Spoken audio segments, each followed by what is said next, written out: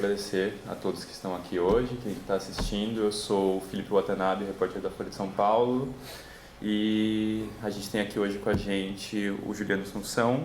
Ele é economista, diretor executivo da Climate Policy Initiative. Professor do Departamento de Economia da PUC-Rio. E a gente também tem aqui o Chico Graziano, engenheiro agrônomo, já foi secretário estadual do Meio Ambiente, da Agricultura, aqui de São Paulo, presidente do INCRA também. E hoje a gente está aqui para falar um pouco sobre a relação entre meio ambiente e agricultura, um tema que está pegando fogo sem a... Perdão pelo trocadilho, mas no mundo inteiro o Brasil virou centro das atenções por conta desse assunto e como a gente tem tratado esse assunto, tanto historicamente quanto nesse preciso momento agora no atual governo. E então a gente tem duas figuras aqui que conseguem dar uma boa perspectiva atual e histórica desse tema. Então, por favor, Juliano, fica à vontade. E depois a gente vai abrir para quem tiver perguntas, depois da apresentação dos dois. 25 minutos para cada um, certo? Vou começar a contar aqui, quando quiser. A gente começar dando bom dia a todos. Eu agradecer ao Sebrae pelo convite, é um prazer estar aqui. Agradecer ao Chico pela participação aqui no debate. Bem, o que eu preparei foi um ponto de partida em que eu vou falar basicamente de três coisas, né? O pano de fundo, como que eu acho que essas questões se enquadram em questões um pouco mais amplas do que o contexto específico do Brasil, de como que essas questões elas têm acontecido. Depois eu vou falar brevemente sobre grandes instrumentos de política pública que o país tem à sua disposição para lidar com esses dois assuntos, e vou terminar tentando avançar um pouco na pergunta que foi colocada por o painel, que política adotar, né, no contexto mais brasileiro. Começando aí pelo um pouco de pano de fundo, deixa eu começar com uma descoberta minha recente, né, ao desenvolver um capítulo para um relatório, me deparei com esses dados da FAO, que, a meu ver, conta uma história super interessante, né? Aqui eu estou mostrando a evolução da produção global de alimentos. No gráfico da esquerda, o que a gente pode perceber é que o mundo, desde 61, tem sido capaz de aumentar de maneira contínua a produção de alimentos, né? E esse processo tem acontecido sem grandes emoções. Quando a gente olha no gráfico da direita, no entanto, há uma mudança muito relevante. Esse gráfico da direita tenta decompor a evolução da produção em duas dimensões que são relevantes. Uma dimensão que é ganho de produtividade, a outra que é expansão de área. Então o que a gente pode ver aqui é que de 61 até 2001, o mundo ele foi capaz de aumentar a sua produção combinando ganho de produtividade com expansão de área. Curiosamente, de 2001 para cá, o mundo tem aumentado basicamente a produção de alimentos via ganho de produtividade. Então, acho que essa é uma mudança muito importante no padrão de expansão da produção de alimentos, que, para o caso do contexto brasileiro, eu acho que traz novas cores para o debate, mostrando que, de fato, é bastante possível nós aumentarmos a nossa produção em áreas já existentes, né? Não implica que nesse processo aqui não houve desmatamento, né? Mas implica que a área total que está sendo dedicada para a produção ela está diminuindo ou se mantendo constante. Tá certo? Obviamente isso aqui é fruto de uma combinação que está acontecendo em diferentes países, né? Mas acho que esse é um ponto de partida que é interessante mostrar que a agricultura ela já deixa de ser, no contexto mundial, uma atividade extensiva por natureza. É uma atividade que tem expandido muito com grande produtividade. Esse vai ser um assunto importante que eu quero destacar aqui. Bem, daí a gente chega no caso brasileiro, né? O Brasil, esses aqui são dados do Mapbiomas, com algumas simplificações que eu fiz para poder deixar essa figura um pouco mais fácil de ser consumida. Tá? Existe algum debate se esses números são um pouquinho para cima, um pouquinho para baixo, eu estou menos preocupado com a precisão desses números, né? E eu acho que quando a gente olha para o uso da terra no Brasil, a gente tem salientado bastante a importância e a relevância da nossa área de floresta, né? Eu acho que esse é um ponto, de fato, a ser destacado no caso brasileiro, mas acho que para o contexto internacional, para as nossas discussões mais estratégicas, eu não acho que essa é a parte mais interessante desse gráfico. A parte mais interessante desse gráfico, a meu ver, é justamente essa área de pastagens. O Brasil ele tem uma disposição, ele ocupa o seu solo ainda de maneira pouco produtiva. A área de pastagem no Brasil ocupa algo como 27% do território, enquanto a área de agricultura está menos do que 10%. Isso implica, quando a gente for analisar um pouco mais de detalhe a atividade pecuária nessa extensão, isso implica que nós temos no país, talvez, a maior possibilidade de conciliarmos o aumento de produção sem necessidade de novos desmatamentos. E o Brasil, nesse contexto, nesse sentido, o Brasil ele é muito único. Ele talvez seja o único país que consiga atacar de maneira relevante essas duas grandes agendas internacionais, que é a agenda de mudança climática e a agenda de segurança alimentar. E quando a gente pensa em utilizar melhor esse território, utilizar melhor esses recursos naturais, a gente rapidamente a gente começa a tratar de uma questão de desenvolvimento econômico, de geração de riquezas, de provisão de infraestrutura, de condições para a gente explorar essa área. Eu acho que é um debate muito mais produtivo do que um debate acerca de se nós preservamos uma fração maior ou menor do nosso território comparado a outros países, que eu acho que é verdade.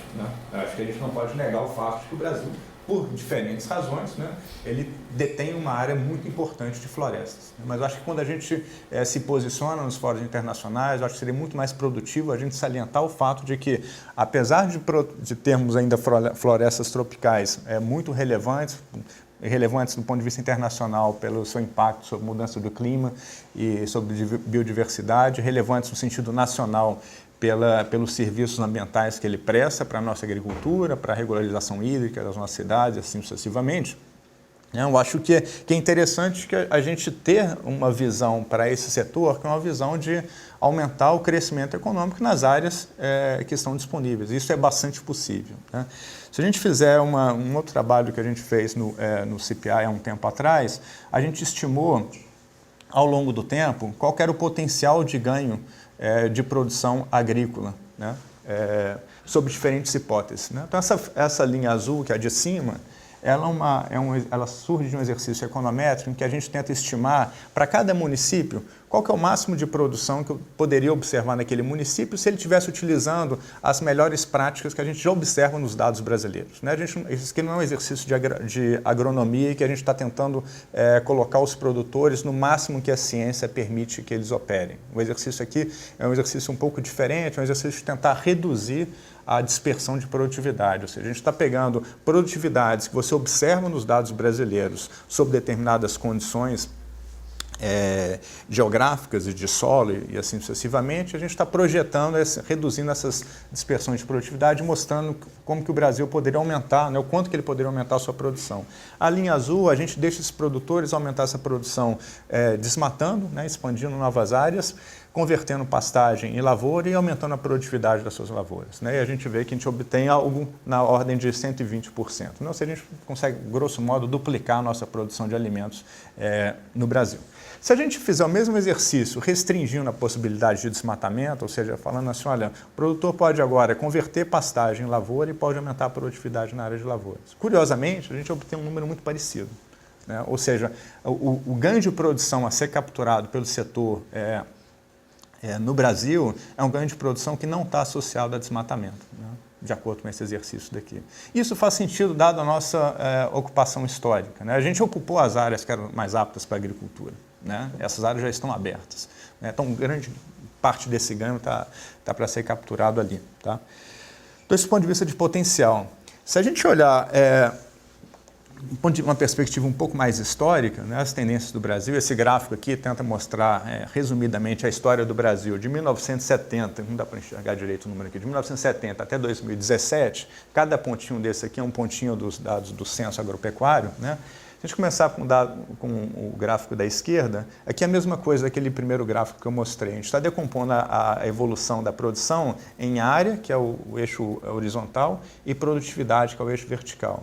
A gente vê que aquela possibilidade de nós aumentarmos a produção convertendo pastagem em lavoura está acontecendo há bastante tempo. Então, por exemplo, se a gente pegar o caso do Sudeste, que é uma área mais consolidada, desde 75 a área de pastagem vem se reduzindo, em uma escala muito impressionante, que era algo como 45 milhões de hectares, hoje em dia a gente está um pouco mais do que 20 milhões de hectares, tá certo? Na área de pastagem. Mesmo no centro-oeste, a gente já vê uma redução da área de pastagem de 95 para cá, tá certo? Ou seja, aquele processo, aquele potencial ganho de produção a partir dessa conversão de pastagem em lavoura, ele é mais que uma possibilidade teórica. Ele está acontecendo no Brasil e há bastante tempo, né? Essa é a forma como a nossa agricultura tem se expandido, né? Se a gente olhar o caso da soja, é o caso oposto, né? Um caso em que você tem ganhos expressivos de produtividade e expansão de área, né? Se você olhar os números aqui embaixo, aqui está indo de 0 até 16, ali a gente tem de 0 até 60. Né? Então a gente vê que esse processo ainda está longe de estar exaurido, né? Então acho que o Brasil tem expandido, a agricultura no Brasil tem expandido dessa maneira, via ganho de produtividade, né? Acho que esse é um ponto importante. Mas você poderia arguir que, na verdade, você poderia argumentar, desculpe, que, na verdade, aquelas figuras ali, elas aconteceram por uma série de fatores, né? A gente tem trabalhos nesse centro que eu coordeno lá na PUC, a gente tem trabalhos que mostram como que cada diferente aspecto de ganhos de produtividade no campo, qual foi a influência desses grandes saltos de produtividade sobre o uso da terra, né? Então a gente, por exemplo, tem três trabalhos sobre 3 casos emblemáticos. A gente tem um caso de tecnologia, que é a chegada da soja no Cerrado, tem um caso de infraestrutura, que é a expansão da eletrificação de 1960 até os anos 90, e tem um caso mais recente de investimento privado, que é a expansão da cana no Mato Grosso do Sul. Nesses 3 casos, quando a gente analisa com cuidado, a gente percebe uma mesma mensagem, o que é curioso, né?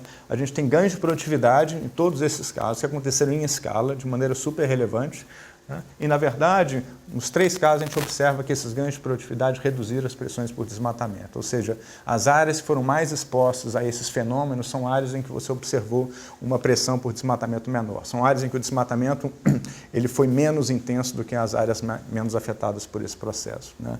Então, acho que esse é um pano de fundo, que é um pano de fundo muito importante para a gente falar sobre essa interseção entre meio ambiente e agricultura, né? No Brasil, essa interseção ela acontece de uma maneira muito diferente de outros contextos, né?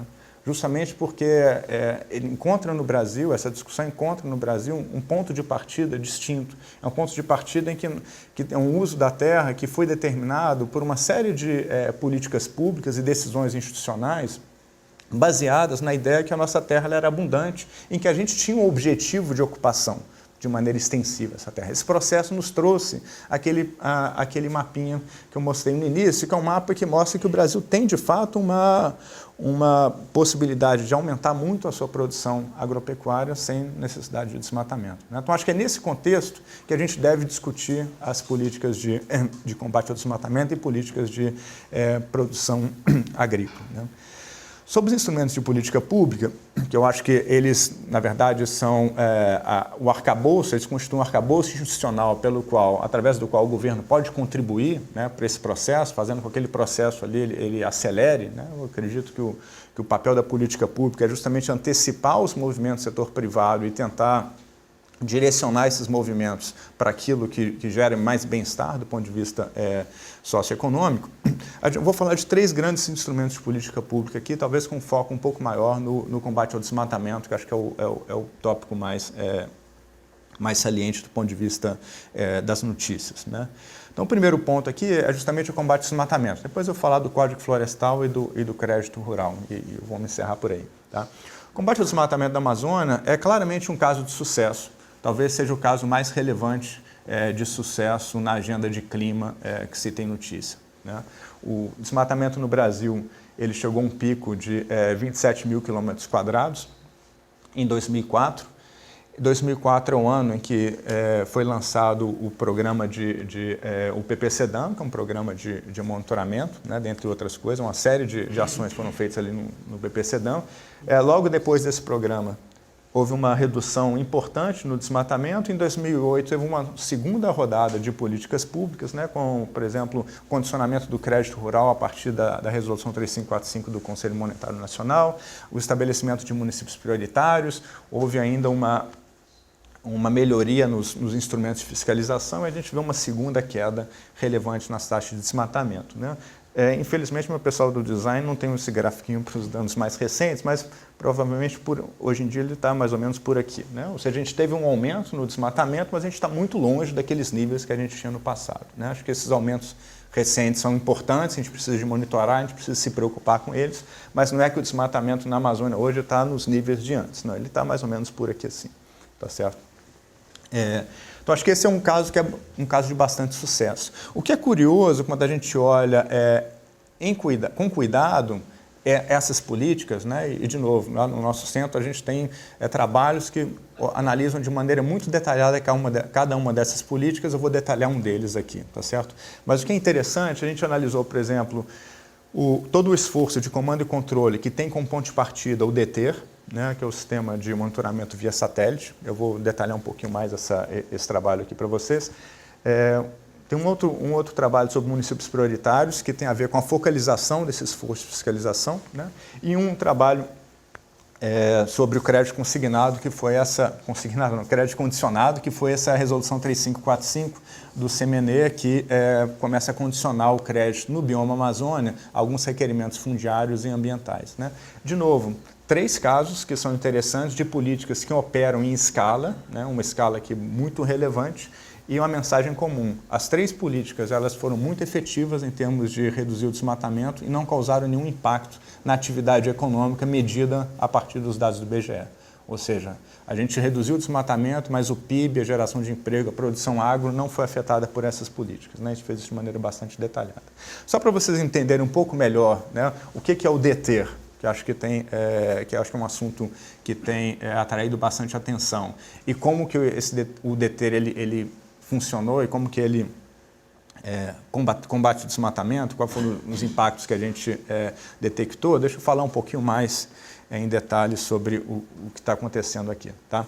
Bem, o DETER ele é o seguinte, ele diz respeito, ele é um sistema que foi desenvolvido no INPE, né? É um sistema que classifica imagens de satélite e identifica alertas de desmatamento quase em tempo real, né?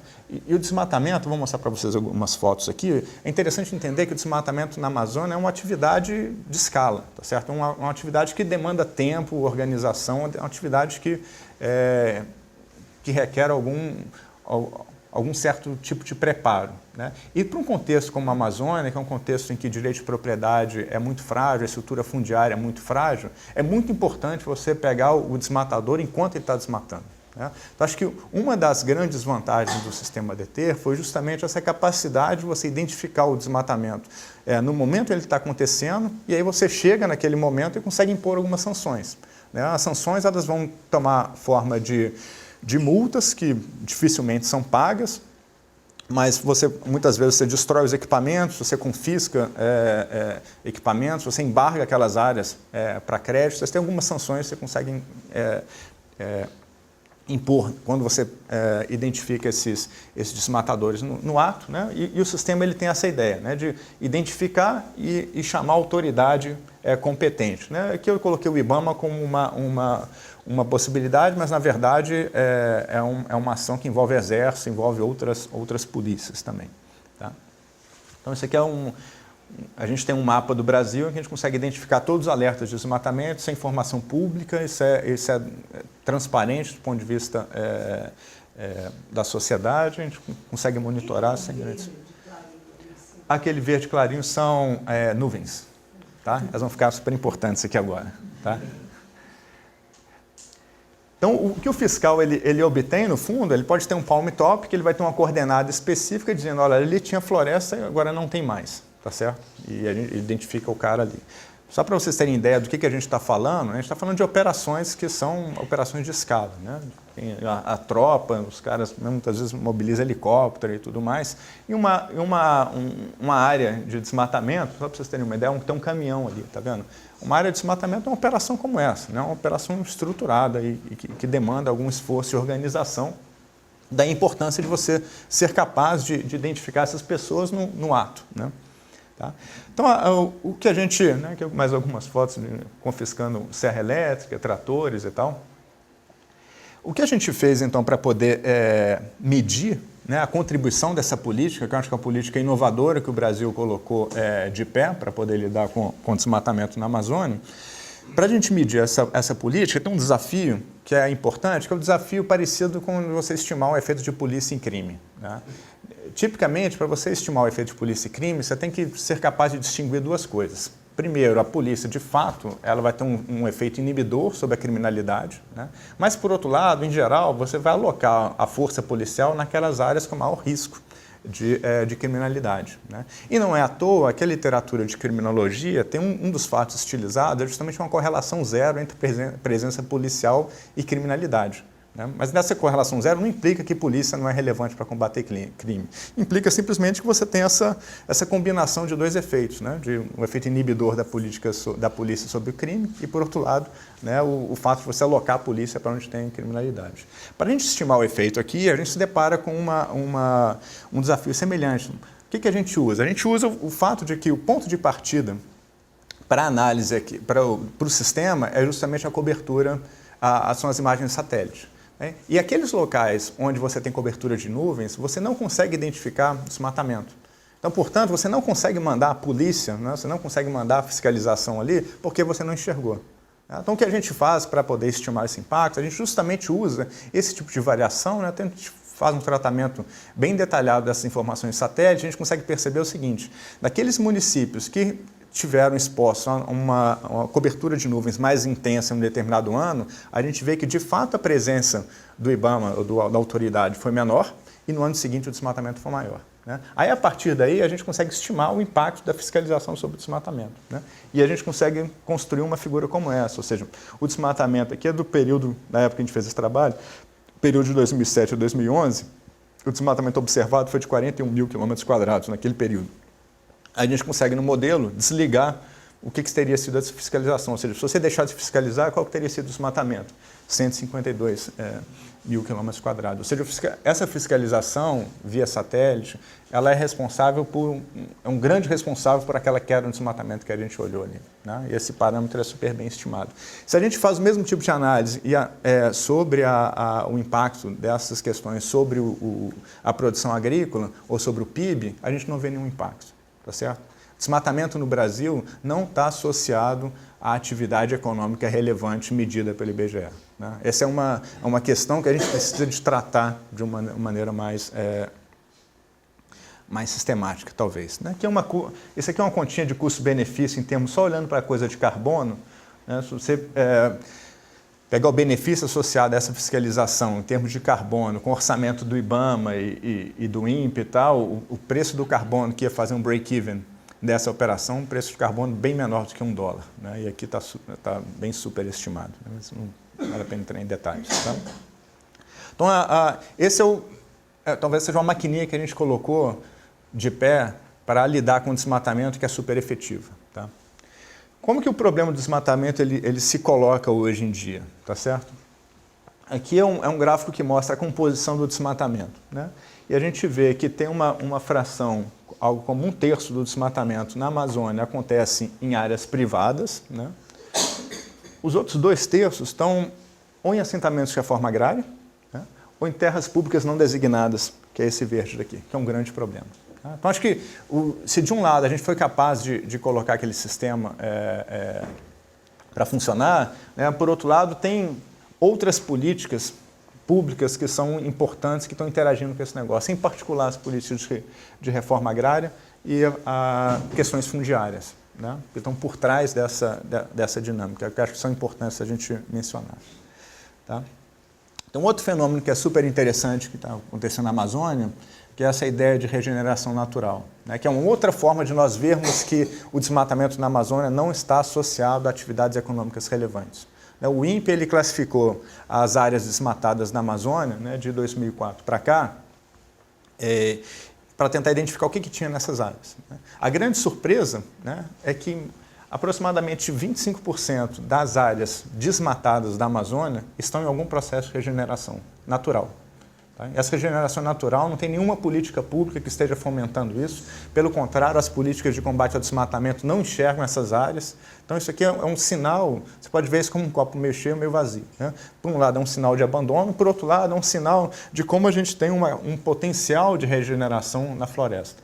Então, só para colocar em perspectiva, né, dos números associados ao compromisso que o Brasil assumiu em Paris são 12 milhões de hectares de reflorestamento. Né? A gente teve, a partir de 2005, né? Se você olhar por essa figura daqui, entre 2004 e 2014 foram 7 milhões de hectares de reflorestamento na Amazônia de maneira totalmente espontânea. Né? Então, acho que isso mostra, né, não só que a gente tem desmatado sem um grande uso econômico dessas áreas, né, mas também mostra que esse desafio de 12 milhões de hectares é um desafio que é mais factível do que a gente imaginaria. Né? Meu tempo está chegando no final. Vou falar aqui rapidamente. O Código Florestal é uma outra política. Então, grosso modo, acho que a gente pode entender nessa interseção entre meio ambiente e agricultura. A gente tem, de um lado, as políticas de combate ao desmatamento da Amazônia e, por outro lado, o Código Florestal. Né? No Código Florestal, ele tem um escopo de atuação que é no resto da Amazônia. Né? O escopo de atuação do Código Florestal é justamente as áreas fora da Amazônia, porque na Amazônia a gente tem muita terra pública. Né? E o Código Florestal, naquele contexto inicial que eu mostrei para vocês, o Código Florestal ele é extremamente interessante, porque ele é muito mais do que um instrumento de proteção ambiental. Né? Na medida que o Código Florestal ele impõe um limite para a expansão devido às áreas de reserva legal, o que ele faz, ele gera um incentivo para a intensificação da produção. Né? O Código Florestal ele estabelece para a agricultura, olha, cresça via ganho de produtividade, não via expansão de área. Nesse sentido, o Código Florestal ele deixa de ser apenas um instrumento de proteção ambiental e passa a ser um instrumento de catalisação daqueles processos, né, de modernização da agricultura, de intensificação da produção que eu vinha mencionando no início. Né? Então, esse é um ponto que é importante. A terceira política que eu queria chamar a atenção é justamente o Plano Safra, né, o crédito rural subsidiado, né, que é uma política super importante no país, grosso modo, são 200 bilhões de reais que constituem essa política, a política que chega em todos os lugares do Brasil. Né, a nossa agricultura ela tem uma interseção muito relevante com essa política, e esse é um instrumento que ele é operado, grosso modo, por bancos públicos. Né? Então, assim, fora a gente tem na Amazônia o principal provedor de crédito rural é o BASA, no Nordeste é o Banco do Nordeste e fora dessas duas áreas é o Banco do Brasil.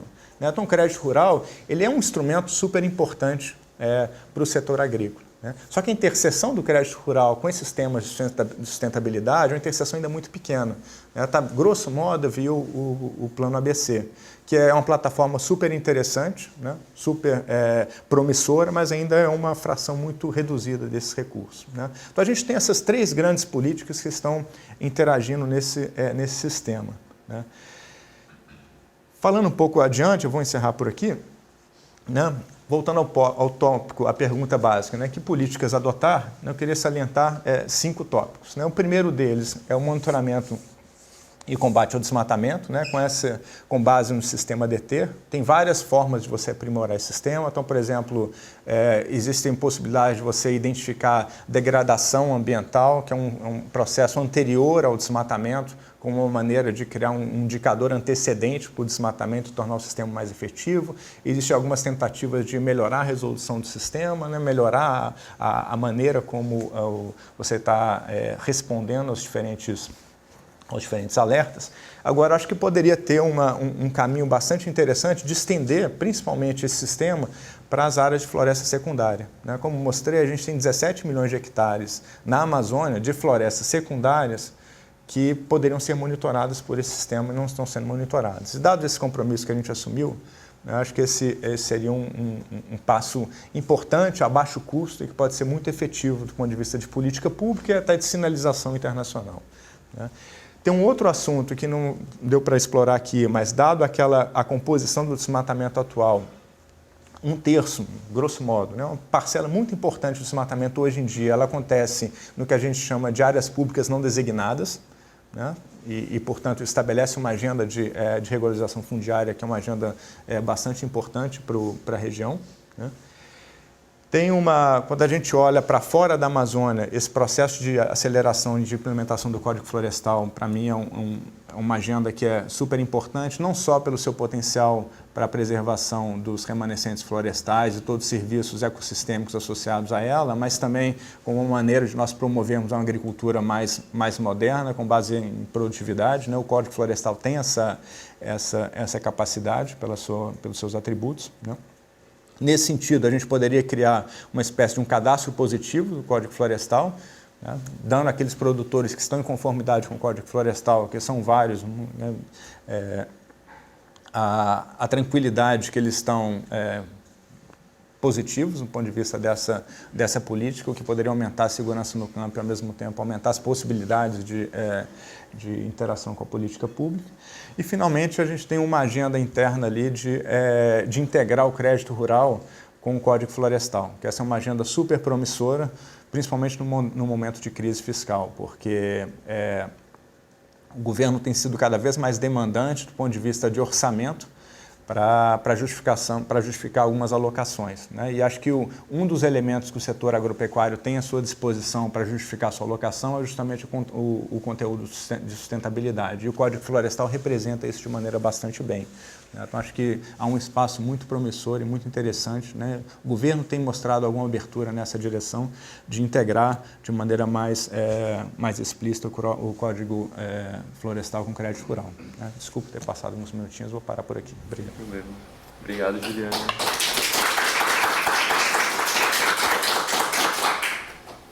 Agora temos o Chico aqui, vai fazer uma apresentação também. Acho que eu vou aqui no meio, então, porque eu não vou usar.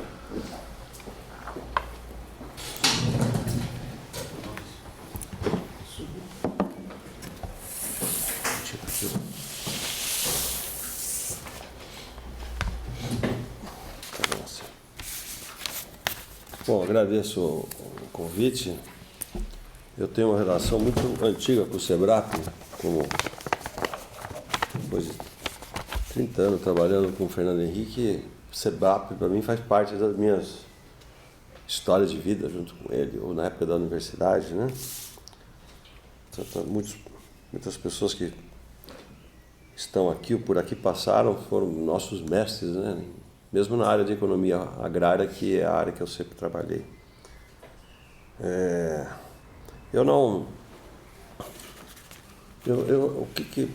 O que talvez eu consiga fazer aqui? Acrescentar uma visão mais agronômica a uma visão mais econômica do processo. Eu não tenho discordância sobre o que o professor Juliano colocou. E eu vou tratar de outros temas, porque ele se restringiu muito à questão do desmatamento. O desmatamento é o último dos temas meus. É a minha menor preocupação. Quando eu penso meio ambiente e agricultura, eu preciso pensar em outras coisas. Obviamente, agrotóxicos, né? Que não é só... O debate está aí agora, por causa das queimadas. Mas na minha história, na minha experiência, né? Há outros temas que unem a agricultura e o meio ambiente. E a minha visão é uma visão muito positiva sobre a junção das agendas do meio ambiente com a agricultura. Eu sempre fui muito questionado na minha vida política e acadêmica, especialmente naquela discussão do Código Florestal dos anos 2005, 2007, 2010, eu estava no governo, eu escrevia no Estado na época. Então, eu volta e meia era questionado, ou por meus alunos, ou por debates, Chico, eu não entendo, você é ruralista ou você é ambientalista? E eu inventei um termo para mim, eu falei, eu sou agroambientalista, mas não pegou meu termo. Agora ele voltou à agenda. Quando eu criei um protocolo de ajuste de conduta para acabar com a queimada da cana-de-açúcar no estado de São Paulo, eu denominei protocolo agroambiental. Eu fiquei lá, botando a minha ideologia lá, de como é que você funde as duas agendas. Eu vejo os resultados após 30, 40 anos, os observando, estudando, que nós estamos indo muito bem, em que pese picos e atritos aí que nós assistimos. Primeira coisa que eu vou falar, nesse contexto. Do ponto de vista histórico, é possível argumentar que nós aqui no Brasil, especialmente, estamos passando por uma espécie de terceira revolução agrícola. A primeira é a Revolução Agrícola da Europa, a segunda é a Revolução Verde, dos anos 60 para 70, e nós estamos agora praticando uma agricultura sob um novo patamar. Há um novo paradigma sendo erigido, né, que é o paradigma dos modelos integrados de agricultura a partir do plantio direto e a partir das tecnologias existentes, onde o agricultor, no país tropical, planta soja, colhe a soja, planta o milho, tira o milho, já nasceu a braquiária, ele põe o gado. E, em alguns casos, põe floresta também, né? Então, a integração lavoura-pecuária-floresta, que em agronomia se chama ILPF, né? Integração lavoura-pecuária com floresta, hoje já está sendo aplicado em perto de 19 milhões de hectares. Esse número, em 2007, era 2,6. Então, nós tivemos um aumento estrondoso nos sistemas integrados com plantio direto. Quando eu me formei em Piracicaba, engenheiro agrônomo, nos anos 70, nós todos debatíamos a erosão do solo. Nós achávamos que a erosão do solo ia destruir a agricultura. O Brasil não teria futuro. Então, a grande agenda nossa, dos conservacionistas, era combate à erosão. Esse assunto desapareceu da nossa agenda pela mudança do sistema produtivo. Hoje não se ara mais a terra, não se gradeia mais o solo. Ninguém sabe disso, mas isso já é dominante. Isto é dominante na agricultura do Brasil, o plantio direto na palha de mais de 50 milhões de hectares. Todo um processo foi desenvolvido. Então, alguns de nós estamos começando a escrever que nós temos um modelo tropical de agricultura, que é baseado na integração, no plantio direto e na sucessão, né? O que permite fazer isso são as condições climáticas, né? Nós não temos inverno pronunciado, etc. Quando os estrangeiros vêm aqui, porque eles não conseguem entender como é que a gente faz isso. Mas nós temos uma condição natural que ajuda, não tem nada a ver com qualidade de solo. Qualidade de solo hoje não é um problema de agricultura, de agronomia, isso daí está vencido pela tecnologia. Você produz em qualquer solo, de qualquer forma. Primeiro, isso era. Então, nós realmente estamos nos tornando uma potência agroambiental, baseada... Então, esse é o modelo que nós estamos... A Embrapa, muitos trabalham lá com isso, com essa ideia. Está sendo formulada, vamos dizer, juntando as peças teoricamente, né? Daí vem uma vantagem e um problema. O problema é que nós damos comida para as pragas o ano todo, né? Um colega meu da Embrapa, o Décio Gazzoni, que é uma das mentes brilhantes da agronomia, um dia eu ouvi ele falar, e vou incorporar num livro que nós estamos preparando agora, eu e ele juntos. A neve é o melhor agrotóxico que existe. Então, obviamente é uma... né? Mas quando neva nos países, no Japão, no Canadá, nos Estados Unidos, na Europa, os patógenos jogam sua população lá para baixo. Aqui não neva. Aqui é temperatura, umidade e folha para as lagartas o ano todo. Então nós temos um problema enorme de tratamento fitossanitário de lavouras, né, com pragas. Então aqui é mais difícil fazer agricultura desse jeito, né? E daí vem um problema relacionado a esse assunto de agrotóxico. Do ponto de vista da economia rural, eu diria, né, a produtividade total dos fatores, né, da agricultura brasileira, assim, é impressionante o que nós estamos fazendo. É impressionante. Alguns dados o professor Juliano mostrou aqui, outros têm sido conhecidos.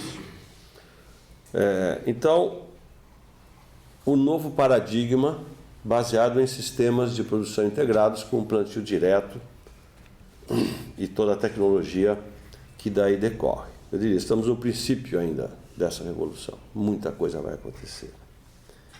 Eu estive agora vendo uma colheita de algodão perto de Rondonópolis, no Mato Grosso, o mês passado. Eles estavam colhendo, eu estava vendo a colheita, 382 arrobas por hectare. Arroba 15 quilos. O algodão que nós produzíamos aqui em São Paulo não produz mais algodão. O algodão que produzia no Paraná não produz mais algodão. Nada. Somado São Paulo e Paraná não dá 1%, os dois maiores produtores Naquela época, nos anos 80, nos anos 90, quando veio o bicudo, nós produzíamos perto de 70, 80 toneladas por hectare. É incrível. Eu falei de 380. É outra... Você fala assim, como agrônomo, você olha e fala assim, não acredito nisso. Alta produtividade, muita tecnologia. Isso vale para soja. As colheitas algumas que tiveram esse ano de soja no Brasil são totalmente surpreendentes. A média de produtividade é 3 mil quilos por hectare. Nós nunca achávamos que ia passar os Estados Unidos, sempre teve 3.200, 3.400 quilos, e nós tivemos muitos agricultores colhendo 6 mil quilos essa safra. 6 mil. Então, estamos indo bem. A segunda agenda é a questão de defensivos agrícolas ou agrotóxicos. Eu nasci nesse assunto, trabalhando isso, estudando, né? O que se pode dizer? Nós tivemos uma evolução extraordinária nesse controle fitossanitário. Embora essa polêmica toda que acomete a sociedade, que tem medo que estamos todos morrendo envenenados por causa dos resíduos nos alimentos, o que rigorosamente não é verdade, nós tivemos um avanço nessa agenda incrível, de tal forma que quando nós analisamos, eu coletei alguns dados, porque esse assunto é tão delicado, e eu vou para lá e para cá debater, as pessoas às vezes não acreditam, né? Mas, por exemplo, a dose média utilizada por hectare hoje, em gramas por hectare de defensivos agrícolas ou de agrotóxicos, é 12% do que era nos anos 70. Nós utilizamos 12% hoje comparado ao que era. Quando você pega a toxicidade média dos produtos, em geral é de 50% a menos. Né? Então, é possível comprovar que nós tivemos um grande avanço. Produtos muito mais seletivos, moléculas muito mais seguras. A pesquisa, não há razão para imaginar que não tivesse acontecido isso, porque tudo melhorou. Por que os agrotóxicos piorariam? Remédios melhoraram, computadores melhoraram, apareceu o iPhone cada vez melhor. Então, isso também aconteceu. Mas há uma grande celeuma, não é só desmatamento, né? Essa celeuma relacionada a esse assunto. Eu trouxe aqui algumas informações, posso responder perguntas sobre esse assunto para comprovar o que eu estou dizendo. E hoje, nós estamos... Os estudiosos falam da primeira, segunda, terceira e quarta geração de defensivos agrícolas ou de agrotóxicos. Nós estamos entrando na quinta. A quinta é dos biológicos. Hoje, na agricultura brasileira, a tendência é pelo uso de agentes biológicos no controle de pragas e doenças. Em nematóides, inclusive. Lagartas já são utilizadas há muito tempo. A cana-de-açúcar já combate broca do como da cana há mais de 30 anos já com biológico. Então, essa é a fronteira. Os grandes laboratórios estão investindo nisso. Nós, obviamente, Embrapas, etc., estamos tudo tropicando, não estamos fazendo quase pouca coisa, infelizmente, mas parece que vai retomar. E a mistura dos produtos biológicos com as moléculas químicas seguras, com a nanotecnologia e com a agricultura digital, tipo drones, etc., me permite vislumbrar que este assunto será um assunto cada vez mais seguro, amigável do ponto de vista ambiental, ecológico, etc. Na fronteira, a hora que você colar, como já está acontecendo, nanotecnologia, produtos incríveis que aumentam 30%, 40%, 80% a absorção das moléculas pelas plantas, você vai usar em doses cada vez menores com ganhos cada vez mais efetivos. Já existem pesquisas publicadas, já existem tecnologias utilizadas sobre isso. A terceira agenda é a bioenergia, né? A terceira agenda que une meio ambiente com a agricultura, a bioenergia. Então, a produção de biodiesel, a produção de etanol, a bioeletricidade, especialmente o Brasil pode avançar muito mais isso, ainda com florestas plantadas, produzindo energia de carvão plantado, né? E, portanto, efeito estufa zero, etc. Apenas alguns dados. Hoje nós já utilizamos 11% na mistura de óleo diesel com biodiesel. Ninguém sabe disso. E o B15, que é 15% da mistura, vai até 2023. Isso faz parte do acordo, inclusive a introdução na matriz dos componentes renováveis. E como é que nós produzimos biodiesel? Nós produzimos 78%, 80% do biodiesel com soja. Produz soja, moe a soja, processa e sai óleo diesel da soja. Os outros 20% é sebo bovino de frigorífico. Incrível. E tem um pouquinho também com palma, sempre tem um pouquinho de tudo, mas basicamente, nós estamos produzindo muita soja para biodiesel. E curiosamente a soja é muito criticada pelos ambientalistas, etc. Tem umas pataquadas aí que se usam sem saber sequer desse assunto. Além então do biodiesel, a quarta agenda é o desmatamento, que já foi bastante apresentado, os dados. Eu utilizo alguns dados do Juliano, inclusive um vídeo dele nas minhas aulas no MBA, quando você fala do Código Florestal, e sempre eu gosto. Estou satisfeito de estar aqui com você, porque você é muito inteligente. Na questão do desmatamento, para aquilo que eu tinha aqui preparado, e muita coisa foi colocada, deixa eu ver como é que eu contribuo. Eu vou contribuir da seguinte forma. Em primeiro lugar, eu escrevi outro dia sobre algo que eu chamei de desmatamento inteligente. Como eu atuo muito na rede, levei um pau desgramado. Desmatamento por si só não pode ser inteligente. Mas o que eu quis dizer era exatamente isso, que existe desmatamento inteligente. Qual é o desmatamento inteligente? É aquele que pode ser feito em terras férteis e próximas do ponto de vista da logística do escoamento. Então, existem alguns estudos preliminares.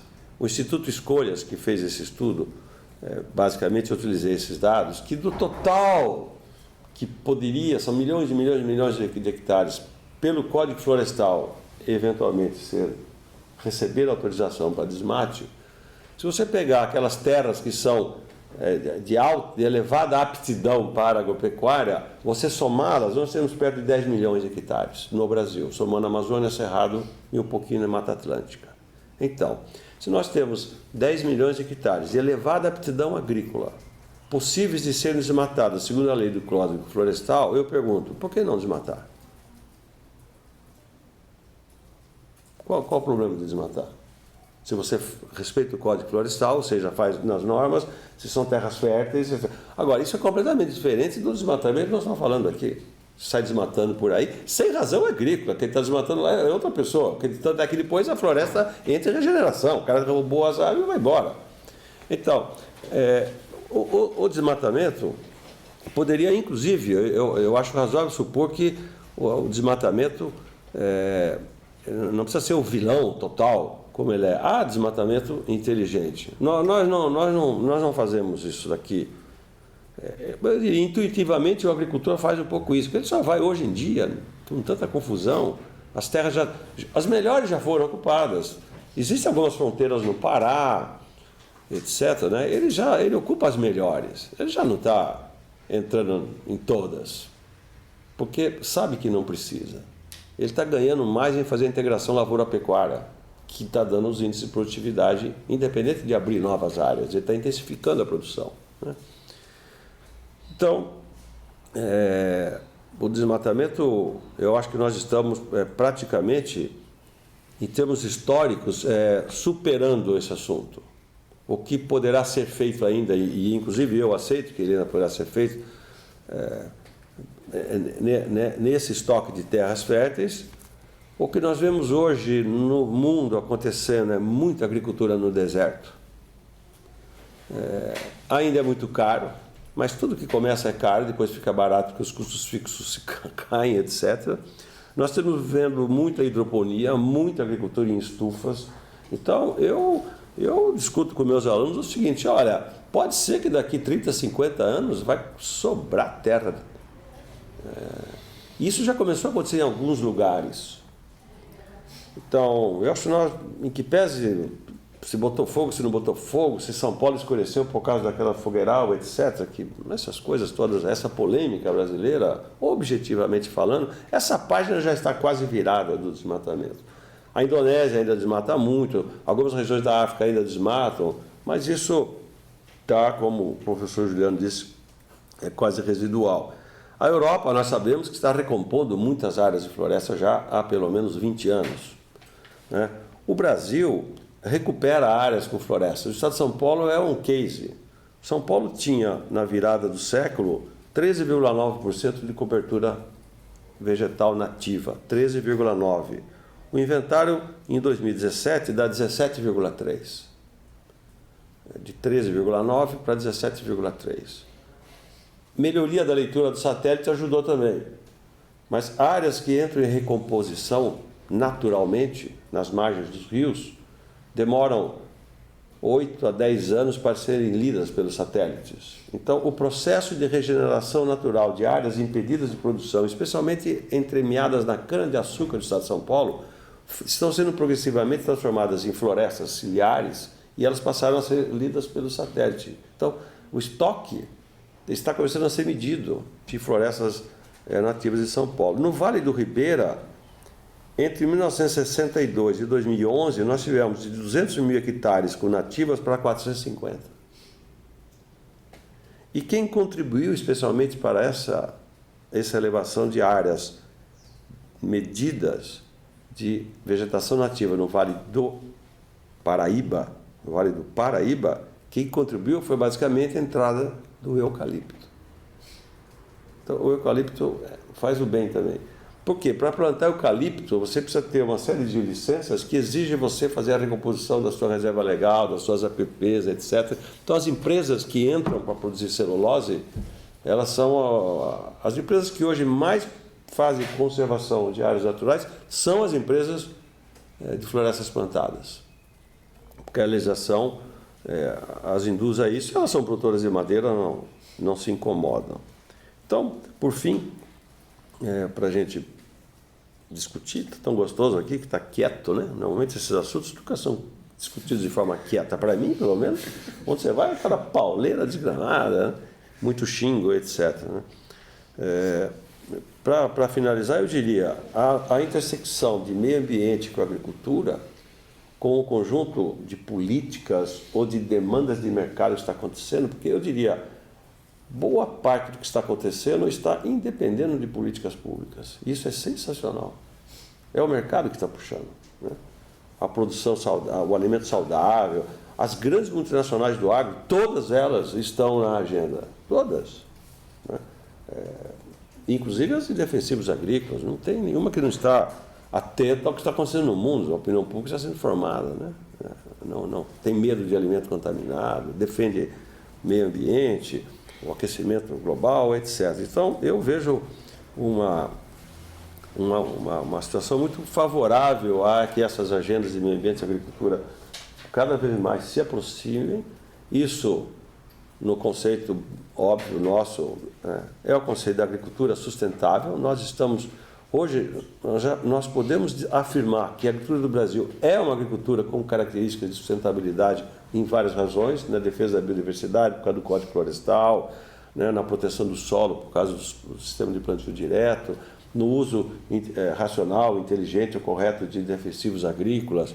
Bom, tem gente que faz coisa errada. Bom, tem, mas aí faz em todo lugar. Né? Não é Tem muita gente que fala assim, pessoas conhecidas de mim, que eu prezo, né? Mas existe um setor moderno do empresariado, mas um setor atrasado. O setor moderno hoje é o mais importante. Pode ser que o setor atrasado, mas lá no Congresso, lá tem muito ruralismo. É que o jogo da política, às vezes, deforma um pouco, né? Eu, que já fui deputado lá, né? Eu vejo o pessoal que está lá é um pessoal bem melhor, viu? Mas tem lá uma velha guarda lá. Tem também, né? Mas eu me animo quando eu vislumbro essa construção da agricultura sustentável, e eu que me autodenominei agroambientalista, o meu agroambientalismo eu estou animado com a minha pregação de que é possível fazer as duas coisas, né? E muitos setores do ambientalismo brasileiro trabalham com isso, sabem disso, participaram da construção da certificação da RTRS da soja sustentável no Amazonas, para não comprar mais soja de perímetros desmatados, né? Todos acompanham as certificações, como é que são exigidas. Hoje o top da agricultura hoje, que é a grande parte, mas ela segue essa agenda. Esse top, eu diria, envolve 500 mil produtores. Segundo o IBGE, nós temos 5 milhões. Bom, mas os 5 milhões onde é que estão? Bom, 1.900.000 são do semiárido nordestino. Então, obviamente, é que você fala em agricultura brasileira de 5 milhões, você conta, é muito diverso, né? Não. E nesse sentido, para finalizar realmente, eu não vejo nenhum conceitual, teórico, eu não vejo nenhuma referência, eu não vejo nenhum sentido em ficar separando a agricultura familiar da agricultura empresarial. Isso completamente dominado por debates ideológicos. O agricultor que está seguindo essa agenda é familiar, é empresarial. Os caras lá de Sinop, você vai encontrar lá, tem uns meninos lá que é a família mais um ou dois, eles tocam 4.000, 5.000 hectares. Aqui é uma empresa familiar, total, igual são as norte-americanas, né? Então, outra coisa, orgânico é convencional, não tem muito sentido. O orgânico é legal, o convencional é legal também. Não tem muito. E o orgânico tem problema, o convencional também tem. Então, nós criamos muitas... É curioso, né? Ainda mais estando dentro do SEBRAP, né? Que foi onde se discutiu muito essa questão do dualismo da agricultura, né? Da economia brasileira e na agricultura, tanto, né? Nós nos acostumamos com esse raciocínio dualista que opõe categorias, né? Eu vejo uma situação de construção de uma agenda comum nesse sentido. Era isso.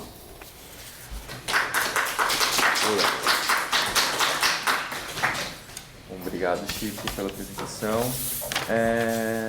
Agora a gente vai para os blocos de perguntas e acho que vou aproveitar e abrir, puxando por um ponto que você tocou agora no finalzinho da sua fala. Você falou sobre esse dualismo entre agricultura e produção natural, os ambientalistas, digamos assim.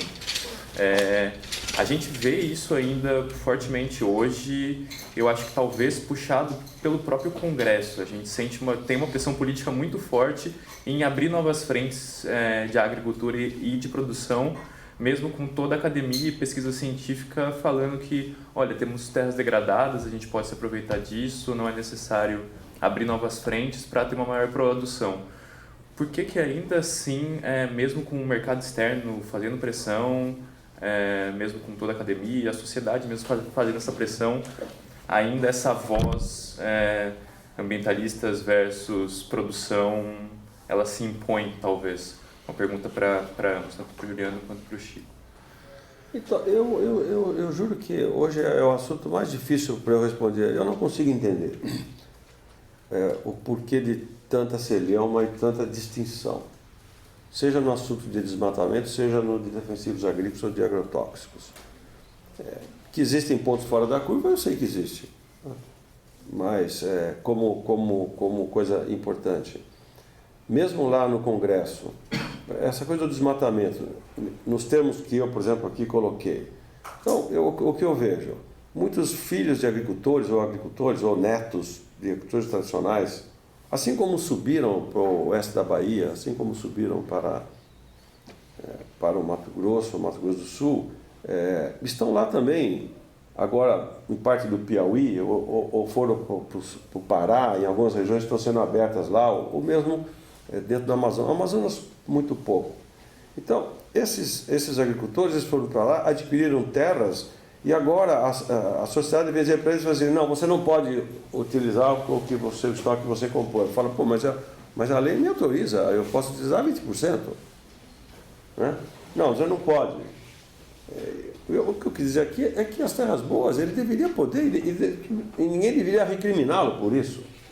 Então, me dá o debate se dá, porque quando você coloca na mesa, você tem que ter desmatamento zero. Quem não defendeu o desmatamento zero é do mal, e esse é o debate polarizado que nós temos, você deixa todo mundo fora da curva. E eu pronto, não, o desmatamento zero eu prefiro o desmatamento inteligente. Então, agora, sem querer dominar essa resposta. Segunda-feira passada eu estive no Congresso discutindo um projeto de lei sobre o registro de agrotóxicos, em uma audiência pública lá, uma comissão geral.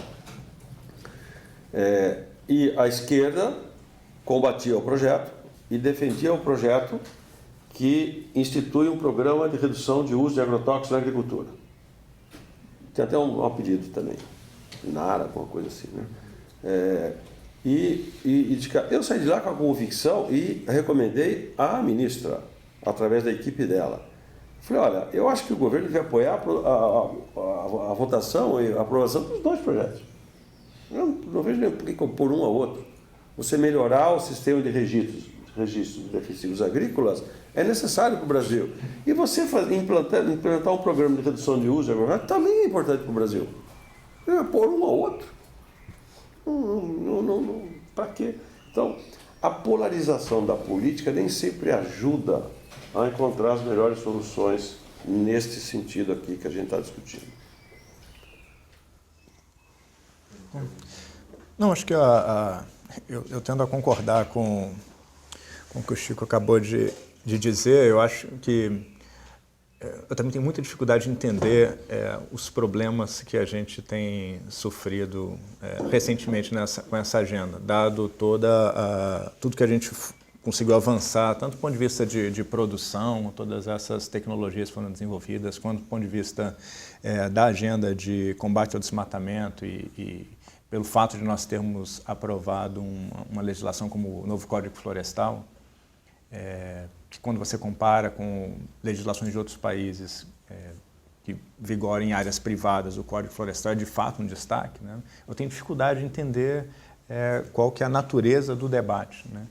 E em algumas ocasiões eu tenho referido, a única maneira que eu consigo descrever isso é como se a gente estivesse consagrando a nossa liderança absoluta no Campeonato Mundial de Tiro no Pé, porque é assim que eu vejo. Esse é um grande desperdício, um grande desperdício de energia.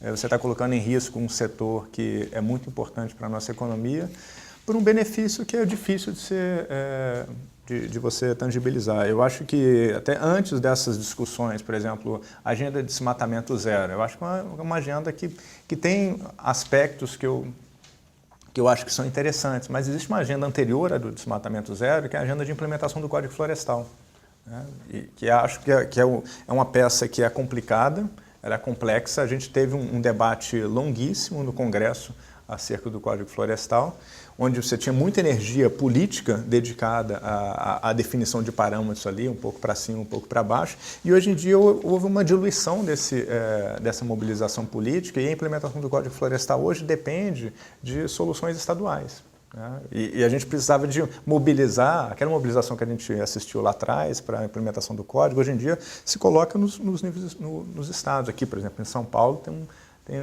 questões relevantes a serem equacionadas, né? Então, eu acho que antes da gente ser talvez um pouco mais ambicioso na agenda ambiental, a gente precisa de reconhecer que já temos grandes instrumentos de política pública à nossa disposição que não estão totalmente implementados. Então, acho que é muito mais saudável a gente ter uma agenda, por exemplo, no caso, né, dessa interseção de agricultura e meio ambiente, nessa dimensão de desmatamento, acho que seria muito mais saudável a gente ter uma agenda de implementação do Código Florestal do que discutir compromissos além do Código Florestal, que no contexto atual a gente não tem instrumentos para lidar com ele, né? A gente não tem mobilização de recursos em escala no mercado internacional para poder implementar uma agenda de desmatamento zero. A gente não tem instrumentos de política interna para poder implementar isso. Mas, por outro lado, a gente tem uma política extremamente interessante, que é o Código Florestal, que está longe de ser implementada, né? Então, eu acharia muito mais produtivo a gente ter essa agenda de implementar o que nós já acordamos, né, internamente, né, como sociedade, né? E eu acho que isso mostraria ao mundo, acho que se a gente implementar a nossa agenda acordada de implementação do Código Florestal, combate ao desmatamento ilegal na Amazônia, que o grosso desmatamento da Amazônia de fato é ilegal, se a gente combinar essas duas agendas, acho que a gente poderia se posicionar no contexto internacional de uma maneira muito mais construtiva e ambiciosa, né? E aí tentar capitalizar os ganhos que a gente teve na agenda ambiental nas negociações comerciais, que eu acho que é onde é o fórum relevante para discussões desses temas, muito mais do que nas discussões de clima. se fala muito sobre o impacto dos discursos, das narrativas, falando sobre Código Florestal mesmo. Na hora que um filho do presidente da República ele contesta o Código Florestal apresentando um projeto que altera isso, qual o peso desse discurso, não só em desmatamento ligado à agricultura mesmo, mas talvez ligado à mineração e outras áreas? Isso pode realmente ter um impacto? Vocês veem esse discurso podendo ressoar e aumentar os níveis de desmatamento, como a gente tem visto agora, as perspectivas de aumento para o próximo PRODES? Ele não apresentou, ele subscreveu, né? Sim. O artigo do senador Márcio Bittar. De quem eu conheço nesse mundo de agronegócio, ninguém entendeu por quê. Ninguém pediu para fazer isso. Eu não encontrei nenhuma força que o levasse a fazer isso, porque que o senador Flávio Bolsonaro endossou o projeto de lei do Márcio Bittar, que não tem, nas entidades que eu milito, não tem apoio. Ninguém nem entendeu por quê, ninguém deu a menor importância para isso. No mundo que eu conheço, ninguém acha que esse projeto vai para frente. Entendeu? Então, fazer disso uma coisa importante, não será. Por outro lado, o seu ponto de vista está certo, isso alimenta um discurso, né? Isso ajuda uma outra narrativa, então fica essa encrenca muito etérea que muitas vezes acontece entre dois polos, né? Ambientalistas e ruralistas, etc., quando que na realidade o que está acontecendo é outra coisa. Essa é a minha percepção. Eu, como dou aula só no MBA da FGV, porque eu sou descrito como professor da FGV, na verdade eu sou professor do MBA da FGV, eu leciono nas entidades descentralizadas que organizam cursos, né? Em Luiz Eduardo Magalhães, em Sinop, em Rio Verde, Goiás, e etc., em Passo Fundo. Eu fico andando pelo Brasil dando aula. Meus alunos são um bom sintoma para mim, porque eu colho deles, aí como é que vocês estão fazendo? Eles, e eu dou aula sobre meio ambiente e agronegócio. A minha disciplina é essa. Eu vejo eles discutindo o que nós estamos falando aqui, né? E eles acham estranho. O pessoal fica lá, o pessoal da roça fala, fica lá, não pega para capar, né? Então fica se pega para capar, mas na realidade a agenda está sendo muito construtiva. Esse negócio desse projeto de lei aí, e dá a menor importância para ele. Sinceramente, eu não vi. Não, eu acho que tem uma repercussão na incerteza que se cria em relação ao Código Florestal, né? Não só esse projeto de lei, mas teve outras medidas provisórias aí que acabam questionando alguns dos pilares, né? E você consegue observar que nessas propostas tinham ali dispositivos que iam colocar em xeque a implementação do Código Florestal. E que, como o Chico mencionou, eu não consigo enxergar quem que está se beneficiando dessa história. Não é difícil para mim tentar comentar sobre isso, a não ser um grande tiro no pé, que a gente está vendo em algumas áreas, né? Você tem uma percepção, às vezes, pessoal sobre determinados assuntos e essa percepção pessoal acaba se manifestando na sua colocação pública, né? E isso gera muita incerteza, né? E teve algumas medidas, essas medidas provisórias, algumas delas foram muito adiante, né? E colocaram em xeque, aí o setor vem a público e reage, né? E tenta conter, mas acho que é um desperdício de energia enorme. A gente deveria estar usando essa mesma energia para poder implementar o que a gente tem, que eu acho que já é bastante interessante do ponto de vista dessa conciliação. Deixa eu esclarecer isso que o professor está falando, que já falou antes. O sistema ambiental brasileiro travou a aplicação do Código Florestal. É o sistema ambiental brasileiro, a partir do Ministério e as secretarias. Em São Paulo, né, o Código Florestal não caminha por conta do órgão ambiental. Os CARs, os Cadastros Ambientais Rurais, não foram validados pelos órgãos ambientais. E, portanto, os agricultores não são chamados para a segunda fase, que é entregar os seus programas de regularização, os PRAs. Não passamos ainda à segunda fase, porque os órgãos ambientais não validaram a primeira fase. Então, por que não fizeram isso? São contra o Código Florestal, os órgãos ambientais? Ou por absoluta inoperância do órgão público? Então, infelizmente no Brasil, nós somos testemunhas disso, né? a máquina pública brasileira, ela foi, ou não sei, desmontada, desengonçada, né? Em muitas áreas, caquética, falida, né? Não consegue botar as coisas para funcionar. Nós precisamos entregar para o mundo e para nós mesmos produtos muito mais positivos que já estão aí à disposição e, no entanto, não funciona. Aqui em São Paulo, o Código Florestal não é implementado por uma ação de inconstitucionalidade impetrada pelo Ministério do Estado. E continua aí, dizendo que o código é ilegal, então ninguém faz nada. Todos aqui já apresentaram os seus CARs, seus cadastros ambientais, mas ele não foi validado. Ninguém disse que está ok. É difícil. Eu não sei se vai um esclarecimento sobre, já vou passar a falar em seguida, sobre como funciona o Código Florestal, né? Os proprietários, eles entregam um mapa da propriedade deles, mostrando o que tem de reserva legal, de APP, etc. E a partir disso o governo precisa validar essa informação e ver quanto precisa ser regularizado, quanto se precisa ter reflorestamento, etc. Que é o PRA, no caso, o Programa de Regularização, o CAR é o cadastro que é entregue. E basicamente isso. E você tinha uma pergunta? Vocês parecem estar muito de acordo em várias coisas. Primeiro, fundamentalmente, não precisamos desmatar para aumentar a produtividade agrícola. A agricultura tem encontrado meios de aumentar sua produtividade sem expansão territorial. A questão é que o desmatamento poderia realmente, de fato, neste quadro, ser um assunto superado. Poderia, mas não é. Ele não está sendo superado. Ele não está sendo superado por causa de um governo que resolveu agir na contramão de todo esse processo que vocês descreveram. O governo que, como o Juliano falou, o desmatamento não depende só da necessidade ou da vontade da agricultura, depende de controles públicos, depende de uma ação do Estado.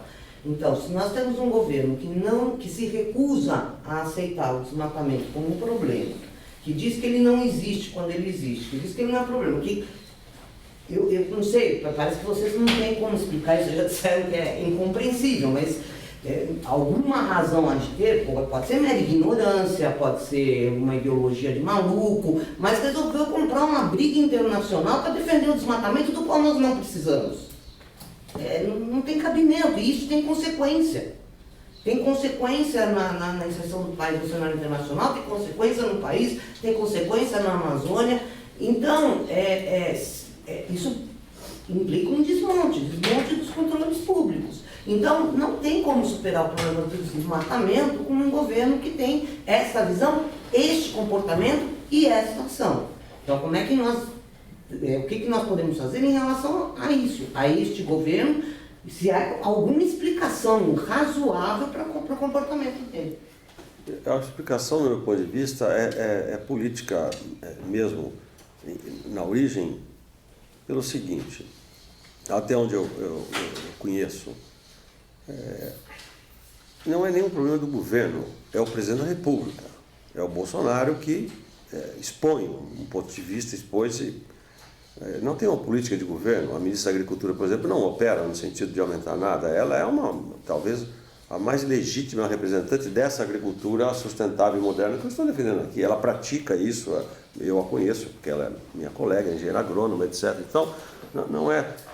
E por que o Bolsonaro fala ou toma aquelas atitudes?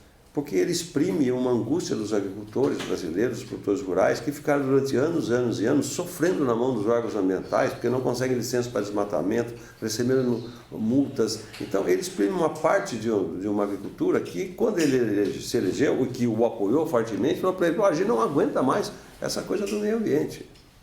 Então, e aí ele falou isso, uma cor de... interesses agrícolas. Sim, mas interesses normais, interesses, enfim. Os agricultores, eu falo de novo pelos meus alunos, né? Falo assim: olha, pedir licença ambiental é 2, 3 anos para conseguir uma licença, e em geral tem que pagar. Então, quando o Bolsonaro fala da indústria da multa, vocês podem ter certeza que ele está falando uma verdade. Eu fui secretário de Estado de Meio Ambiente, eu sei do que ele está falando. Então, nós tínhamos nos órgãos ambientais do Brasil um certo uma encrenca muito grande na base da produção, que quando ele vence, isso é como dar uma estourada assim, mas ao mesmo tempo que nós estamos vendo agora, parece que ele próprio e a equipe está um pouco que abaixando a bola, botando no devido ponto, porque o que está acontecendo de importante é isso que nós falamos aqui, modéstia à parte, desculpe, mas realmente o grosso, a dinâmica da produção está na agricultura bem feita. Ninguém está querendo desmatar o Brasil inteiro. Eu não vejo isso. Ah, mas lá em Rondônia não sei quem. Bom, entendeu? Eu falo, fora da curva sempre tem. Então eu acho que o próprio presidente da República, ele exprimiu essa coisa toda, essa chateação toda, que era muito comum na agricultura, muito comum. Por que você precisa de 3 anos e pagar propina para ter uma licença ambiental se a lei te dá o direito de você ter? E se você junta isso com o INCRA, e eu fui presidente do INCRA, né, para você fazer a regularização fundiária, que é um problema que ele tocou aqui, fundamental, se ele fosse falar, ele vai falar só sobre isso, né, a relação do desmatamento com a política fundiária, por não discriminação de terras devolutas, portanto são terras de ninguém, e pelo conluio dos assentamentos com o desmatamento com os criminosos das florestas, né? Que lá na região do sul do Pará é uma coisa inacreditável que aconteceu lá. Inacreditável. E toda aquela região de Marabá, de Paraopebas, eu sou testemunha do que aconteceu, fui lá, escrevi sobre isso. Então, a política fundiária, ela foi assim, desmata tudo. Desmata tudo. Agora já, o sul do Pará inteiro já foi desmatado, não sobrou nada lá, nada. Nem os 25%, nem os 50%, nada. Como é que você lida com isso? Por que fizeram isso? São os domínios da política, as tensões da sociedade, como é que eles se expressam, e sei lá como é que se explica isso. Tem alguma coisa para colocar? Eu acho que o ponto básico aqui, acho que se tem uma coisa que eu aprendi nesse tempo que a gente tem analisado esse problema, é que fiscalização é muito importante. Né? E acho que o teu ponto, talvez, a maneira como eu enxergo, eu estou tentando entender o que acontece com o que a gente está vendo nessa agenda. Me parece que foi um problema de diagnóstico. Você tinha uma antipatia muito grande em relação à questão ambiental, por vários desses problemas que o Chico mencionou aqui, que quem está no campo percebe, né, de maneira muito clara.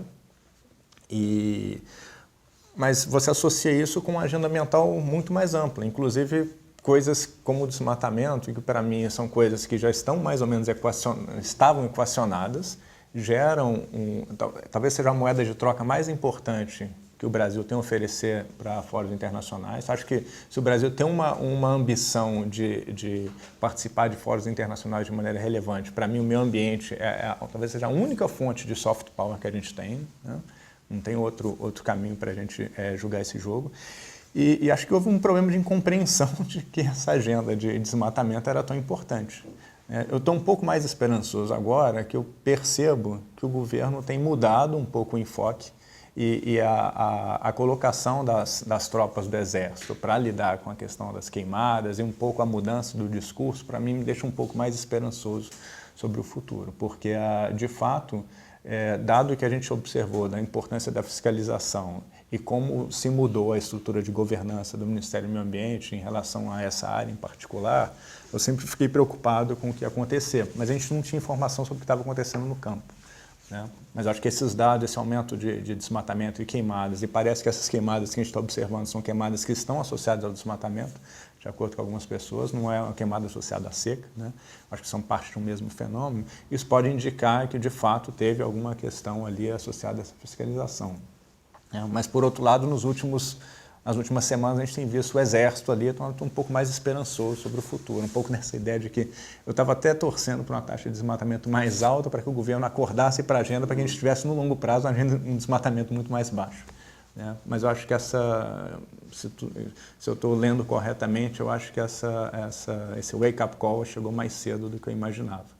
Eu acho que teve esse barulho agora que causou uma mudança de postura do governo, que eu acho que é visível, e eu acho que vai ter um outro com o lançamento dos dados do PRODES. E eu acho que a gente vai acompanhar isso com algum cuidado. Mas acho que, para mim, a grande preocupação é essa, se a gente vai manter a fiscalização, o orçamento da fiscalização e os esforços de fiscalização ali no campo, porque eles são muito importantes para essa atividade. Sim. Tem uma questão que eu acho que está colocada na mesa, que é a seguinte: acho que a gente, bom, primeira mensagem clara, né, do discurso de vocês dois é que não há uma contradição insanável entre expandir a produção agropecuária e a conservação ambiental. Então, apesar dessa potencialidade ou dessa possibilidade, a gente tem toda essa tensão, né, e também, sem querer fazer trocadilho ruim, onde há fumaça há fogo, né? Então, quer dizer, existe uma tensão colocada. Por outro lado, quando a gente olha para trás, aquele ponto, né, no gráfico colocado no Ligas, as coisas melhoram muito do ponto de vista do desmatamento a partir de 2004. Então, quer dizer, ainda que tenha essa reclamação em relação à política ambiental, parece que o período entre 2004 e 2012, 2013, que é depois quando você volta a ter uma subida do desmatamento, foi um período em que esses interesses ficaram mais ou menos acomodados, né? Então você teve uma melhoria dos indicadores ambientais, a produção agropecuária não foi prejudicada por isso. E qual é a característica desse período? É que você tem uma coalizão, né, à frente do Estado, na qual os ambientalistas têm alguma participação. Vamos lembrar dos nomes que ocuparam o Ministério do Meio Ambiente nesse período. Então, sempre teve uma crítica do movimento ambientalista à política governamental, mas, ao mesmo tempo, você teve nomes de expressão do movimento ambientalista ocupando o Ministério do Meio Ambiente. Então, isso foi mais ou menos equacionado, né? E aí, o que você tem agora? Você tem uma sinalização de Estado no sentido de dizer, existem excessos ambientais e nós vamos ser mais tolerantes com práticas que vão na direção contrária, né? Então, a grande questão, a gente em alguns momentos parece que na mesa a bola ficou quicando, dizendo, olha, todo mundo perde com essa postura atual. Mas na verdade não é assim, porque se fosse assim esse discurso não existiria, ou seja, tem uma parte, né, do agro que acaba ganhando com isso. Pode ser residual, né, como o Graziano tinha mencionado, mas mesmo sendo residual, de novo, onde tem fumaça tem fogo, né, e não é pouca fumaça e não é pouco fogo. Então, a grande pergunta que fica para mim é a seguinte: o que é que dificulta em que nas organizações do agro você tenha uma postura mais aguda, digamos assim, no sentido de condenar essa parte que prejudica o próprio agro e a imagem dele no exterior, no conjunto, né?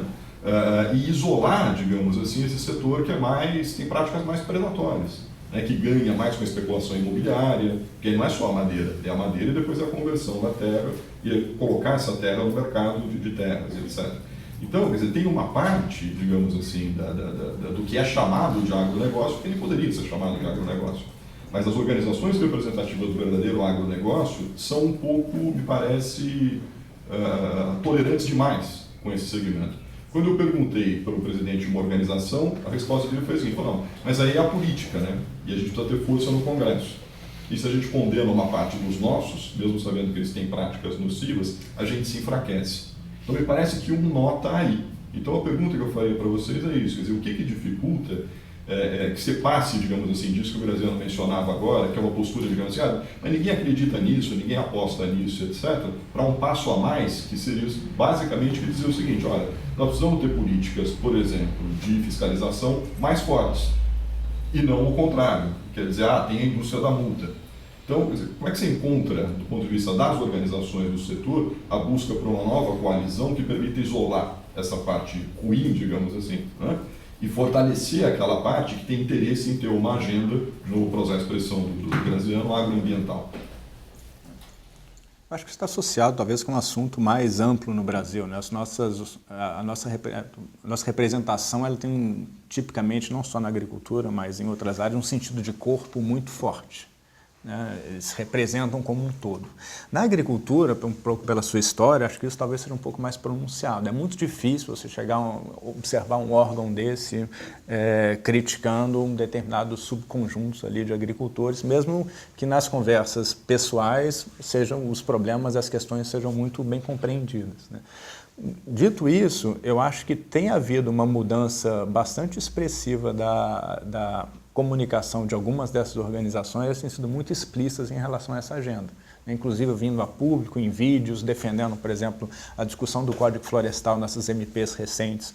Algumas entidades vieram a público dizendo isso. Eu acho que você consegue observar esse movimento que você está falando, mas eu concordo totalmente. Eu acho que essa agenda só vai ser, de fato, levada adiante e cristalizada quando essas entidades tomarem esse protagonismo, né? E acho que ter esse protagonismo vai envolver dizer, olha, para você ser membro desse clube aqui tem um determinado padrão. Se você estiver fora desse padrão, você não é membro desse clube. Eu acho que essa é uma condição que, para mim, é uma condição muito importante, uma condição necessária para a gente ser capaz de avançar. Mas você já vê acho que a situação ficou tão dramática que você vê algumas mudanças relevantes de postura de algumas dessas organizações.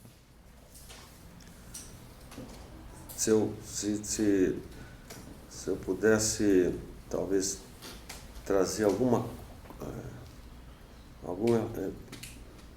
informação, algum raciocínio novo, eu diria. Eu tenho medo de fazer isso que eu vou fazer, mas tá bom. Vou ceder a sua pergunta.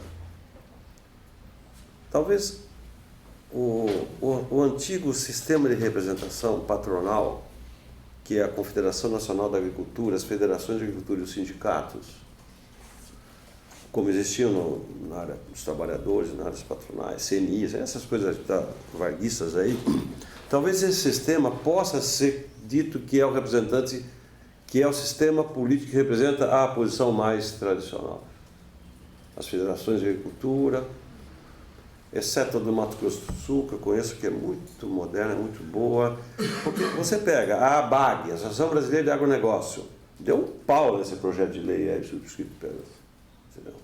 E eles são formados pelas grandes empresas e pelos grandes agricultores. A AproSoja, nada a ver com isso. A Abrapa, que é a entidade que agricultura os produtores de algodão, são super modernos, não tem nada a ver com isso. Eles estão nessa. Eu fui conhecer lá a Biofábrica, né? Que eles são muito nessa construção aqui. Então você fala, então esses produtores mais tradicionais estão destinados no sistema que é tradicional da CNA, como tem a CONTAG, como tem, né? E essas federações de agricultura. E agora, elas são pouco expressivas do ponto de vista político hoje.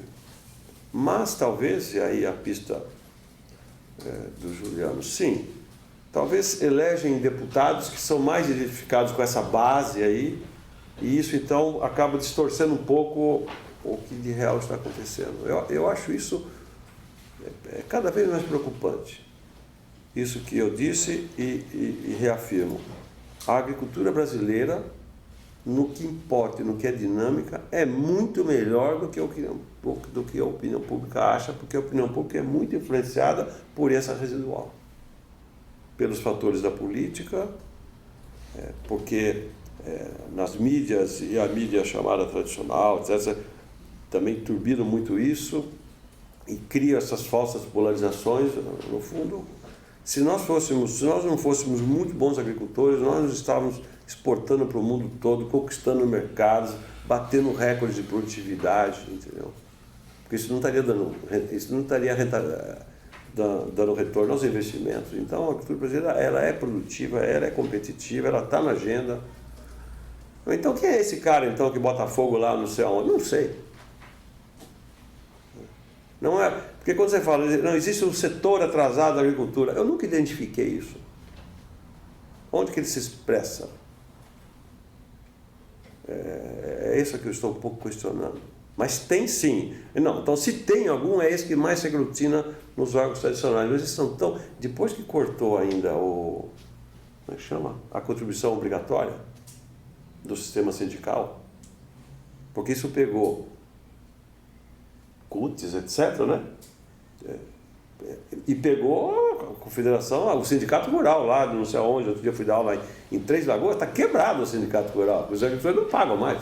Né? Por que eles não pagavam? Era uma contribuição obrigatória, que via sistema chegava no sindicato. Agora eles têm que ter filiados do sindicato. Né? Então, esse sistema está muito enfraquecido. Sobrou a ele o SENAR, que o Sistema Nacional de Aprendizagem Rural é vinculado a esse sistema oficial, como os outros são também, a CNI, a indústria, né? Ou ao comércio. Mas hoje a nossa maior chateação é tentar entender isso tudo. Seja nesse assunto de hoje, seja nesse que é um debate sem fim, do negócio de agrotóxico, como se todos nós estivéssemos Quer dizer, é um negócio incrível. Por que, da onde que vem tanta celeuma? Por que o agro brasileiro não é reconhecido pela sociedade como uma coisa virtuosa? Se é virtuoso. Tem mais 2 perguntas ali, acho que 2 ali no fundo também. Podia talvez juntar, né? Sim. Temos horário aqui? Não sei. Porque tem um horário Sim, eu sei que natural, tem, mas tem o enfim, da não, fome, tem o horário da natural, fome, né? Falando em água, é isso. Então vamos fazer um bloco de 3. 15 minutos. Não, pode Fazer um bloco fazer. de 3, então, vocês 2 e você ali no fundo depois. Pode por fazer. favor. Então, tem uma divisão muito grande na apresentação de vocês entre o que é e ninguém vê e a percepção das pessoas, certo? Uhum. Aí você diz que eu não entendo como a percepção é essa percepção dessa agricultura que você colocou um número, você colocou 500 mil produtores nesse número. E eu acho que o que a gente está tentando colocar aqui é o seguinte problema, é a lógica de funcionamento desse governo. Quer dizer, o governo Bolsonaro, ele não tem a pretensão de governar para a maioria. Ele governa para, no máximo, 30% da população. Então, nesse momento, se eu vou fazer a leitura política do que vocês estão falando, significa que os 100%, incluindo a parte do agro, que é majoritária e que é moderno, estão reféns da necessidade do presidente de manter essa base. Porque a base que ele tem é essa base atrasada. Então, Graziano, quando você fala, não entendo a celeuma sobre agrotóxicos. Sim, mas nós temos a Europa proibindo vários desses agrotóxicos. Então, por que nós vamos aprovar? Nós vamos aprovar porque essa base do presidente, ele está refém dessa base que quer usar um produto que na Europa está proibido. Nós estamos refém de uma parte do governo que quer negar a mudança climática. Então, acho que nós temos um problema político aqui sério que nós temos que levar em consideração. Então, assim, você falou, Graziano, a indústria da multa. Sim, a indústria da multa percebida por essa base do presidente, não pelos outros. A mudança do Código Florestal que quer essa base restrita do presidente e não todo o agronegócio. Então, eu acho que nós temos que explicitar o problema político que está por trás disso, porque toda essa potencialidade que vocês falaram pode não se realizar por isso, se for mantida essa maneira, esse estilo de governar. Né? Eu acho que essa seria a minha maneira de expressar, eu acho que o que nós estamos sentindo aqui, né? Da fala de vocês, que eu agradeço muito. Um pouco bom também agradecer a presença dos dois aí, foi ótimo as duas falas, mas eu ia fazer um pouco essa linha do Marcos, o Marcos já fez, eu acho que então vou colocar 2 questões aproveitando a presença de vocês. Acho que uma em relação ao clima, para entender um pouco, porque, quer dizer, foi uma confluência histórica impressionante, quer dizer, nós entramos como alvo, né? Aparentemente sem necessidade de entrar, segundo um consenso de vocês, no momento onde nós tivemos uma greve mundial do clima e onde boa parte do mundo, você tem a mudança, inclusive já se fala em emergência climática, a própria ONU está se refortalecendo a partir da agenda do clima, né?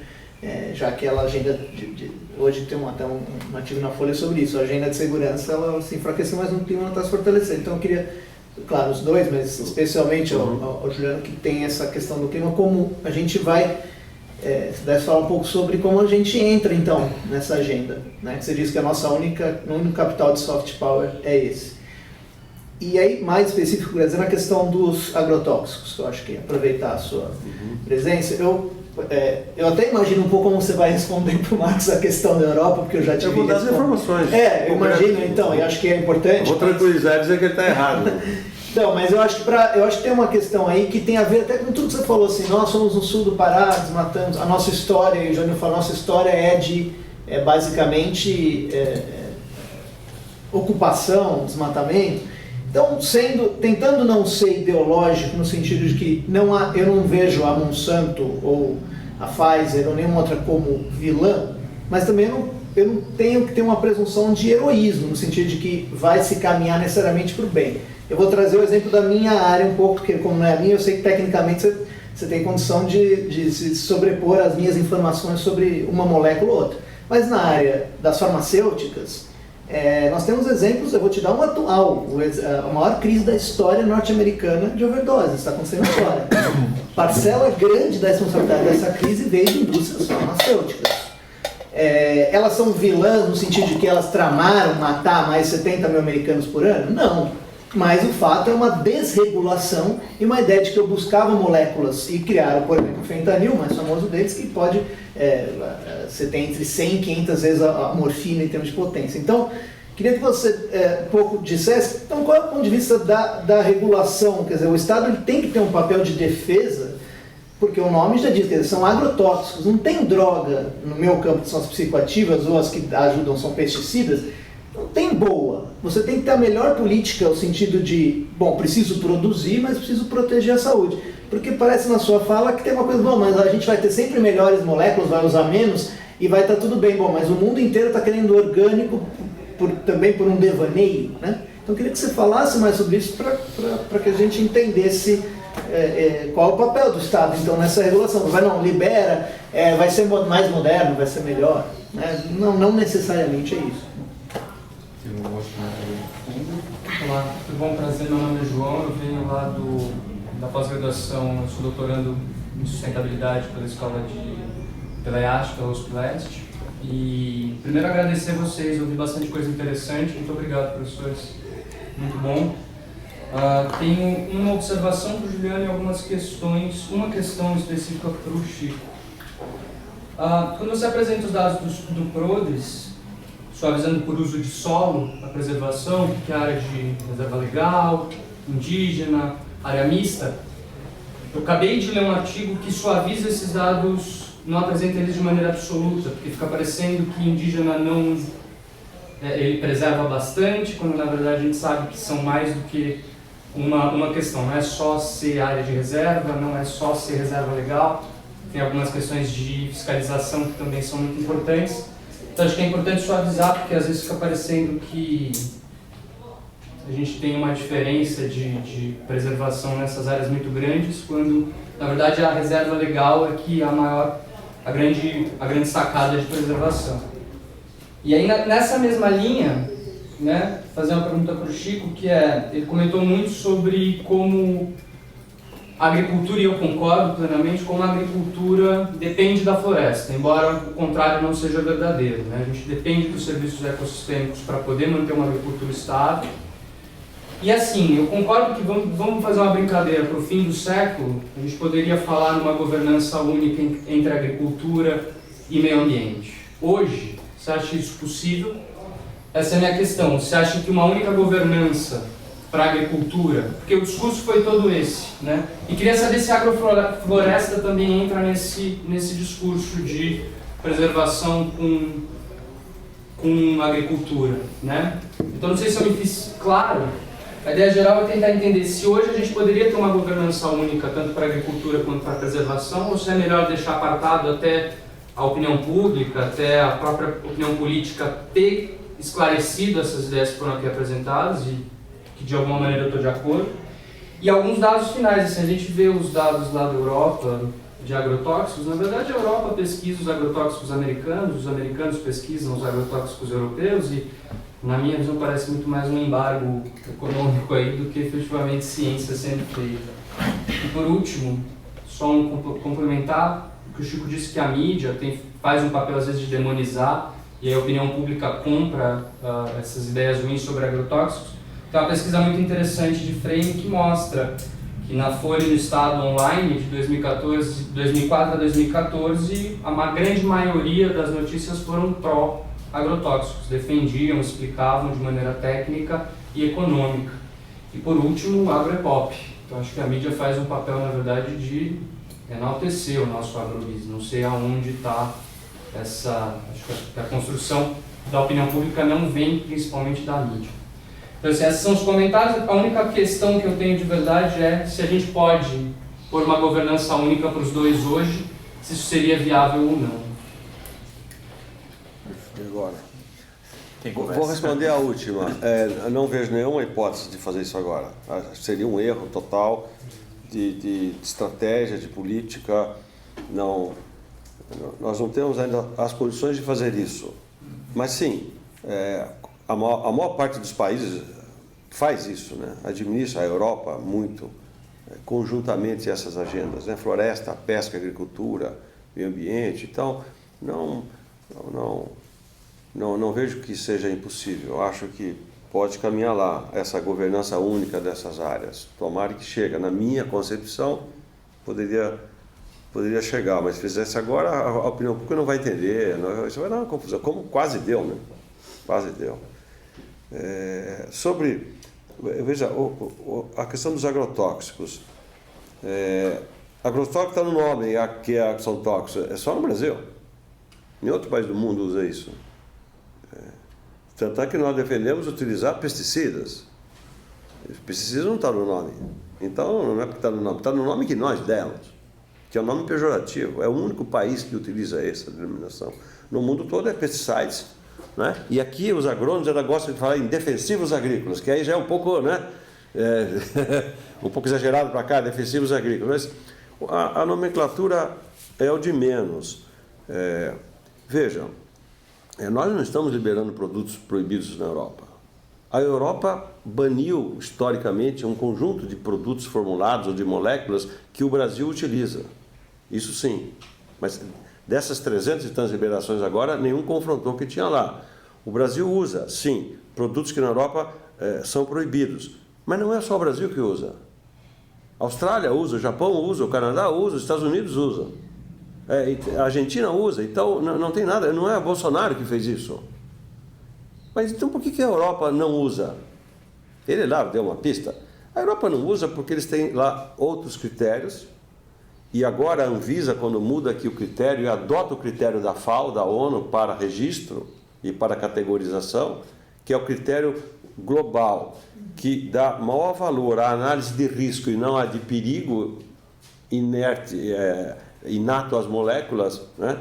Então, uma molécula ou uma substância pode ser perigosa, mas não necessariamente traz risco se for utilizado de certa forma. Então, a análise de risco versus análise de perigo, né? A metodologia global da FAO, da ONU, é esta, do risco. A Europa não a segue. Não a segue, pronto. Agora, pega, esse governo agora liberou, está aqui o número exato, 140 produtos formulados para os agricultores. De 300 e tantos, 325, de 325, eu anotei aqui, não estou achando, de 325, 140 são produtos para uso do agricultor, dos quais 14 são agentes biológicos ou para agricultura orgânica. O Bolsonaro que liberou. Então, pela teoria conspiratória, ou sei lá o quê, não teria liberado esse, teria liberado só os da Bayer, da Monsanto, etc. Entendeu? Não faz sentido. Estão liberados, foram liberados um conjunto, estavam todos represados. E o que nós queremos é que libere as novas moléculas, porque essas não são novas moléculas. São similares ou genéricos de produtos já utilizados no mercado. Nós estamos esperando que libere as novas moléculas. São 32 pedidos que estão lá na mesa há anos e não são liberados. Mas os Estados Unidos já usam, o Canadá já usa, a Europa usa 16 desses novos produtos que aqui não são liberados. A Europa usa 16. Então vamos dizer o seguinte, vamos combinar aqui, vamos liberar esse 16, que a Europa já está usando, por que o Brasil não pode utilizar? Onde é que está o problema disso? Vamos proibir os outros também? Não, entendeu? Então, o que nós queremos é que libere logo. Estão lá, alguns deles há 8 anos aguardando o registro. Não tem lógica, não tem sentido nenhum. A Austrália se libera em 6 meses, eles têm compliances, etc., que liberam e seguem as normas. Os padrões são internacionais, as análises são todas globalizadas, ninguém deixa de fazer testes para isso, né? Então, o Brasil não tem um sistema próprio. as autoridades aqui liberam diferente de qualquer... Não, os registros são padronizados globalmente, as empresas são multinacionais. Realmente é uma coisa... Ainda fala da Europa. Outro dia, um pesquisador lá da Anvisa publicou um artigo, publicou no Jota, que é um site legal. Você leu o artigo do Peter? O Peter Rembinchevski. Então ele falou, então tudo bem, a professora Larissa da USP fala que o limite máximo de resíduo para glifosato na Europa tem um caso lá que é 2.000 vezes maior que no Brasil, como o Brasil, portanto, é super relaxado nesse negócio de limite máximo de resíduo para glifosato. Ele deu os limites máximos de resíduo para trigo e centeio na Europa, é de 10 miligramas por quilo, e no Brasil, de 0,05, a Europa é 200 vezes menor. Para trigo e centeio. Nós não produzimos muito centeio, nem por nada. Então, para soja, aqui é o contrário. Então, os países têm os seus interesses. Agora, quando você divulga só o da soja e não divulga o do trigo, parece que o Brasil é um sacana. Os nossos agrônomos aqui são todos maldosos. Estamos querendo envenenar todo mundo, você permite um limite. Não, mas por que eles permitem para trigo? Mas eles... Não, entendi. O 2,4-D é a mesma coisa, o 2,4-D que são herbicidas. O 2,4-D também é herbicida, né? Lá para trigo é um valor muito acima do Brasil, o limite permitido, porque você usa mais na agricultura europeia. Então você tolera um nível de resíduo maior. Mas ele não é um nível que cause risco à saúde humana, embora maior. Entendeu? Agora, esse assunto é tão técnico às vezes. Mas um princípio de precaução que o Estado tem que ter na saúde pública, né? Se você vê, Edilo, eu não queria trazer para a minha área, olha toda a celeuma em torno de liberar uma molécula da cannabis. Por quê? Porque é o princípio da precaução em saúde pública, temos que tomar cuidado, né? Será que, então, você está dizendo, eles têm interesse, mas e os interesses da Monsanto ou mesmo de agricultores que não estejam preocupados com as possíveis consequências? Porque fica parecendo que é só que o Estado é uma barreira a algo que só vai ser positivo. É isso que fica estranho nessa discussão, me parece. Como se a gente não tivesse ter princípios de precaução, dizendo, não, mas a gente sabe exatamente a toxicidade, bom, agrotóxico, porque eles são tóxicos. Como qualquer molécula pode ser, dependendo da quantidade, da forma, né? Esse que é o ponto. Mas elas não são más, né? Mas você pega o DDT, que é o grande vilão dessa história. O DDT foi proibido em 1985. E vocês ainda raciocinam como se nós estivéssemos utilizando DDT. Você pega os novos produtos hoje, eles são específicos. Eles são moléculas seletivas. Eles impedem a lignificação das asas dos insetos. Os insetos não voam e morrem. Esse produto tem toxicidade. Qualquer molécula tem, sal tem, álcool, tudo tem. Nós sabemos disso. Tal. Agora, não tem nada a ver com as gerações anteriores de moléculas químicas que matava de tudo. Matava rato, matava besouro, matava... Eles são, pode estar matando, por exemplo, são cada vez... abelhas. Mas também não é o caso. As abelhas estão... Ninguém ainda entendeu o fenômeno das abelhas. Agora, houve uma mortandade de abelhas aqui em Santa Catarina há 2 meses atrás. Foram, se não me engano, 50 milhões de abelhas. É muito, não é? São 500 caixas de enxame. Um apicultor, em geral, tem 300, 500. Isso para as abelhas do mundo... Isso não é importante. O que o cara deve ter feito? Passou um inseticida na florada da soja, matou a abelha. Claro, a abelha é um inseto. Então o problema não é a substância. O agricultor passou, numa hora errada, um produto que não é recomendado para passar na florada. Então matou a abelha. Mas não é isso que está acabando com as abelhas do mundo. Só que como esses assuntos ficaram muito polarizados, e muito emocionais, é muito difícil, cara. E o negócio de orgânico, eu tenho uma dificuldade enorme. Eu vou lançar um livro agora, possivelmente só no ano que vem, com o Décio Gazzoni e uma outra autora. Eu sou certificador de produto orgânico. A minha filha é responsável técnica por uma empresa que eu tenho com mais 2 agrônomos, nós certificamos o orgânico. Então, eu entendo do assunto. É como você falou, nossa, o orgânico é bom. Cara, vamos com calma nisso. O orgânico usa agrotóxicos. Agora pegou uma onda no orgânico de usar óleo de NIM para combater pragas. O óleo de NIM é mais tóxico do que qualquer uma dessas moléculas. Mas como ele é de uma planta, usa à vontade. O óleo de NIM é muito complicado. Ele é para a saúde humana. Então, você cria umas tipologias, assim, se é orgânica é bom, se não é orgânica não presta. É um negócio maluco. Mas, enfim, é o mundo que nós vivemos, né?